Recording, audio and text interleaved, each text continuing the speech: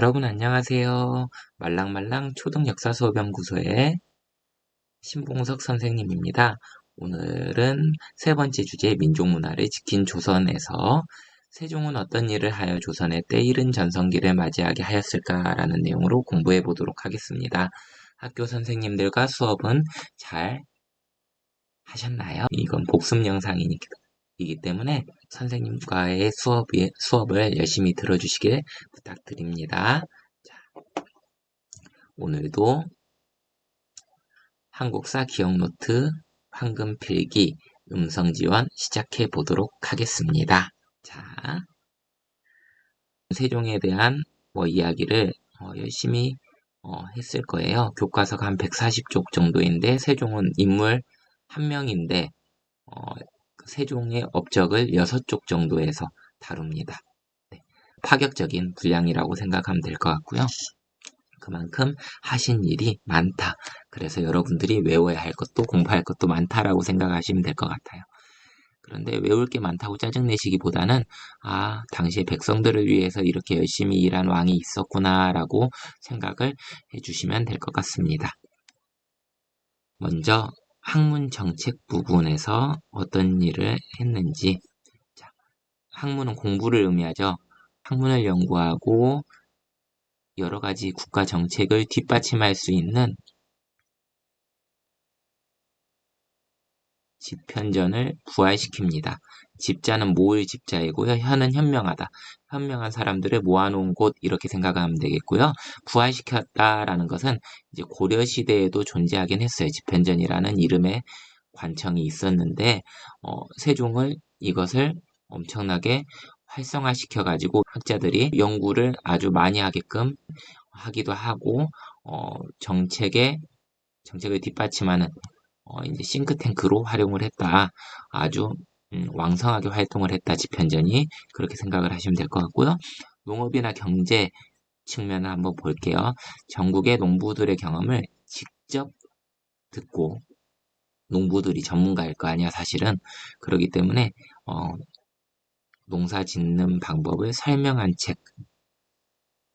책을 배포합니다. 농사 직설 농민들에게 직접 들은 다음에 농사법을 정리해서 설명한 책이 바로 농사직설이다. 자, 그 다음 이제 경제 측면이겠죠. 농사가 곧 경제야. 그랬던 시대야. 그때는 백성들을 대상으로 또 여론조사를 했대요. 조선시대인데 왕이 마음대로 할 수도 있는데. 그래서 공법이란 것을 논의했다. 거의 18만 명에게 설문조사를 했던가 그랬을 거예요. 공법은 밭을 공짜를 써가지고 세금을 내는 방법인데 이제 농사를 지었으면 세금을 내야 되고 그 세금을 바탕으로 국가를 운영하는 거잖아요. 이것을 이제 체계적으로 운영하고 백성들의 의견까지 들어보겠다라고 했어요. 그렇게 해서 공법을 이제 세금 거두는 방법을 막 수정을 하고 실제로 여론조사에서 백성들의 반응이 막 엄청나게 호응을 얻었던 그런 건 아니었거든요. 그래서 그걸 또 오랜 기간 동안 수정 보완 작업을 해가지고 결국에는 토지의 비옥한 정도에 따라서 세금을 거둘 것이다. 토지는 6단계. 그리고 그 해에 농사가 잘 됐는지 풍년이 들었는지 흉년이 들었는지에 따라서 또 9단계로 나눠가지고 곱해보면 69, 54. 네, 54등급으로 나누어가지고 세금을 거두었다. 엄청 머리 아팠겠죠. 네.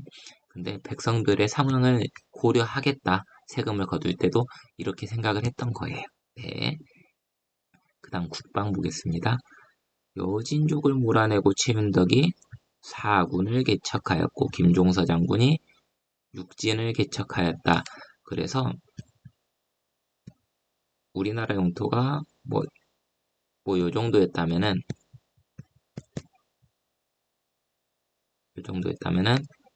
현재 영토 자, 여기까지 백두산이 있으면은 압록강과 두만강을 경계로 한 형제의 한반도 영토를 확립했던 게 바로 세종 때였습니다. 이를 사군 육진 개척이라고 하죠. 계속 가보겠습니다. 자, 또 이종무 장군을 보내서 스시마를 공격합니다. 스시마. 이쪽에서 백성들을 자꾸 이제 물 건너와가지고 백성들을 괴롭히고 하니까 정벌을 해버리는 거죠. 여기가 일본이라면은 이쪽에 있는 대마도를 스시마라고 하거든요. 이거는 사실은 세종이 즉위하고 얼마 안 됐을 때 했던 거라 실제 주연은요, 아니 실제 감독은 태종이었어요. 태종이 살아있는 채로 세종에게 왕위를 물려주었는데 태종은 군사에 관한 일은 일체 세종에게 넘기지 않았고 본인이 직접 했기 때문에 이건 어떻게 보면 태종의 업적이라고도 볼 수 있는데 세종이 왕이 된 후에 있었던 일이기 때문에 스시마 정벌은 이제 세종의 업적으로 분류는 한다. 여기까지 되셨을까요? 실제로 세종 시기에 군사력이 엄청나게 또 증강이 됩니다. 그래서 먹고 사는 문제, 경제나 나라를 지키는 문제, 국방도 아주 튼튼하게 했던 왕이 세종이라고 보시면 되겠어요. 또 이제 유교 윤리가 담겨 있는 예와 악, 음악에도 유교 윤리가 담겨져 있다. 그리고 유교 윤리를 몸소 표현하는 것은 예라고 하잖아요. 예절, 지금도 쓰는 단어죠. 도덕 시간에 아주 중요하게 여기는 거잖아요. 자, 당시에는 삼강이라는 것을 매우 중요하게 여겼어요. 삼강이 뭐냐면요. 군이 신강, 임금과 신하 사이에는 지켜야 할 도리가 있으며 부의 자강, 부모와 자식 사이에도 지켜야 할 도리가 있다. 그리고 부의 부강, 남편과 아내 사이에도 지켜야 할 도리가 있다라는 거예요. 지금으로 따지면 도덕인데 당시 모범이 될 만한 임금과 신하 사이에는 충성을 다하는 신하가 모범 사례라고 봤고 부모와 자식 사이에는 효를 다한 자식의 이야기를 모범 사례로 봤고 부부 사이에는 이제 남편을 위해 헌신하는 그런 여인들을 모범 사례로 봤어요. 요거는 솔직히 지금은 통용되기 어려운 그런 사례라고 볼 수 있는데 당시 유교 사상이 입각하면은 당시 지금으로부터 한 600년, 700년 전 사람들은 이런 것들을 중요하게 여겼구나라고 생각을 하면 될 것 같아요. 꽤나 남성 중심의 그런 이데올로기라고 볼 수 있는데 여튼 당시의 도덕을 또는 윤리를 이제 모범 사례를 모아가지고 글로만 표현한 게 아니라 그림으로까지 표현을 했어요. 백성들이 글을 잘 모르기 때문에 그렇게 해서 만든 도덕책이 바로 삼, 강, 행, 실, 도. 삼강은 세 가지 지켜야 할 도리라고 보시면 되겠고요. 도자는 그림 도자예요. 도화지 할 때 도자예요. 그러니까 그림까지 곁들여서 백성들이 이해할 수 있게끔 책을 만들었다. 도덕책을 만들었다. 삼강행실도입니다. 그리고 음악. 당시에 뛰어난 음악가였던 박연에게 궁중음악을 정리하게 하였어요. 그리고 직접 세종이 정간보를 우리나라 정식 악보를 만들었답니다. 지금도 우리 음악 교과서에 보면은 정간보, 단소 악보 같은 게 다 정간보거든요. 세종이 만든 거예요. 대단하죠? 자, 그리고 박연이 악기를 정비하는 과정에서 이제 뭐 편경이라는 돌을 갈아서 암석을 갈아가지고 만든 악기가 있는데 이제 박연이 악기를 정비한 다음에 소리를 들려줬더니 소리가 좀 이상한데 세종이 말을 했더니 박연이 아니에요 맞아요 맞아요 했는데 야 너 지금 그거 봐봐 플랫 됐는지 샵 됐는지 여튼 음이 맞지 않으니까 봐봐 했더니 돌을 덜 갈아진 먹선이 남아있었다라는 이야기가 전해져요. 그래서 세종이 절대음감이었다. 음악적 소양도 되게 뛰어났다라는 거 알 수가 있는 이야기예요. 그 다음 과학기술 거의 이제 여러분들이 제일 힘들어하는 부분인데요. 훌륭한 일을 많이 하셨는데 용어가 너무 어렵죠. 자, 천체 움직임을 관측하는 기구로는 혼천이가 있습니다. 네, 이 혼천이랑 시계랑 결합시켜서 만든 혼천시계라는 게 있는데 요게 여러분들 10,000원짜리에 그려져 있으니까 혼천이 모양 궁금하면 10,000원짜리 떠올리시면 돼요. 동그래가지고 뭐 있습니다. 자, 말뜻을 풀이해보면은 혼자는 모든이란 뜻이에요. 혼연일체할 때 5학년 2반 학생들이 혼연일체가 되어서 체육대회에서 열심히 경기를 치렀다. 뭐 일반이든 3반이든 여튼 모두라고 생각하면 돼요. 모두가 하나가 됐을 때 혼연일체라는 표현을 쓰거든요. 자, 땅을 감싸고 있는 모든 하늘의 천체를 관측하는 기구, 관측기구를 혼천이라고 한다. 모든 땅을 감싸고 있는 하늘에 있는 모든 천체를 관측하는 기구 혼천이 이런 것으로 이제 과학기술이 발달했음을 알 수 있고 그 다음에 간이는요. 혼천이를 간소화해서 만든 천체 관측 기구 간소화했기 때문에 간이 그리고 세 번째로는 앙부일구 앙자는 우러르다 우러를 앙자이고 부는 가마솥 부자 일은 태양을 뜻하는 해일자 구는 그림자 구자예요. 하늘을 우러른 솥에 가마솥을 솥이라고 한 거예요. 해로 인한 그림자가 비춰져 시각을 알려주는 일종의 해시계이죠. 네. 시각과 절기를 알게 해주는 그런 기구라고 하면 돼요. 절기가 왜 중요할까? 1년을 4계절로 나누는 게 아니라 24개로 나눈 거예요, 절기는. 그래서 이 시기에 따라서 언제는 씨를 뿌리고 언제는 뭘 해주고 언제는 수확을 하고 이런 것들을 알 수 있었어요. 그래서 그냥 시계가 아니라 절기까지 알려주는 그런 시계였다라는 거 기억을 해주시면 될 것 같아요. 밤에는 측정이 불가능하겠죠. 그리고 날씨가 흐릴 때도 측정이 불가능하겠죠. 그런 단점이 있기 때문에 또 자경루라는 것을 만들기도 합니다. 루자는 누수된다 라는 말 들어봤죠? 물방울이 새어나온다라는 뜻이에요. 누자. 그리고 물방울이 새어나오면은 물이 차고 그 부력으로 어떤 기구가 점점 올라가다가 그게 일정 시점에 다다르면은 구슬을 톡 건드려주고 구슬이 굴러가가지고 이제 인형을 움직여요. 그래서 스스로 인형이 북이나 징을 때려가지고 시각을 알려준다. 격자는 때릴 격자예요. 누자는 물이 새어나오는 것을 말하고 격자는 때릴 격자, 자자는 스스로 자자. 그러니까 알람시계예요. 스스로 북이나 징을 때린다.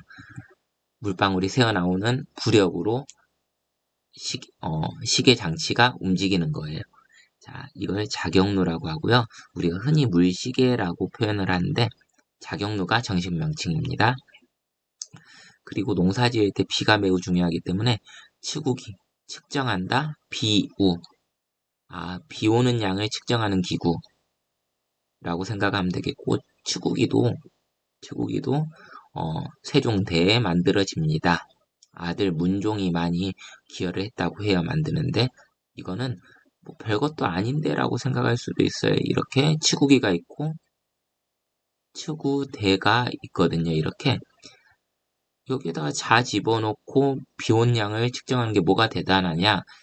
그것보다도 그 측정 결과를 꾸준히 축적해서 데이터베이스화하고 이를 바탕으로 가뭄이나 홍수에 대비하려고 했던 그런 지금 현재의 기상청 기능을 당시 조선시대에 꿈꿨던 것을 대단하다고 보는 거예요. 이것도 세계에서 가장 오래된 강우량 측정기라고 보시면 되겠어요.